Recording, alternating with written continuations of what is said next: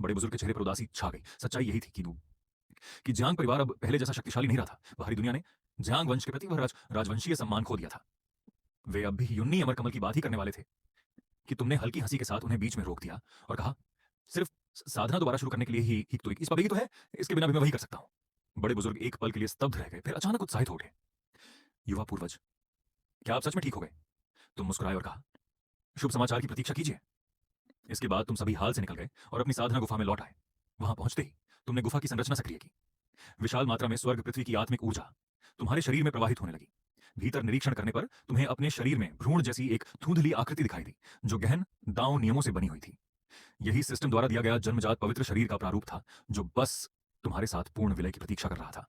जैसे जैसे आत्मिक ऊर्जा शरीर में प्रवेश करती गई, उस भ्रूण की आकृति फैलने लगी और धीरे धीरे तुम्हारे शरीर में घुलने लगी।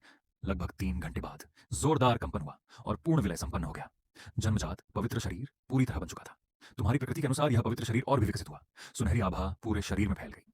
पहले जो विकृत दांव छाप तुम्हारे शरीर में छोड़ी गई थी, वह उस स्वर्णिम प्रकाश में टूटकर पूरी तरह नष्ट हो गई। टूटा हुआ दांतियन, कटी हुई मेरिडियन और क्षत विक्षत मांस तेजी से भरने लगे। सारे दांव घाव समाप्त हो गए। एक प्राचीन और गूढ़ आभा चारों ओर फैल गई, मानो किसी रहस्यमयी स्वर की गूंज कानों में सुनाई दी।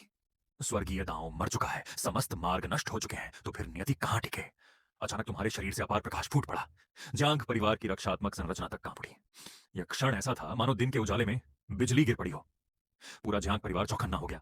बड़े बुजुर्ग और अन्य शक्तिशाली अस्तित्व प्रकट हुए और स्रोत की खोज करने लगे। जल्दी ही सबको पता चल गया, यह सब युवा पूर्वज की वजह से हो रहा था। युवा पूर्वज सच में ठीक हो गए। स्वर्ग झांग परिवार की रक्षा करे। बड़े बुजुर्ग की बूढ़ी आंखों में खुशी के आंसू चमक उठे। उसी समय आकाश से जीवे ही तारामंडल की एक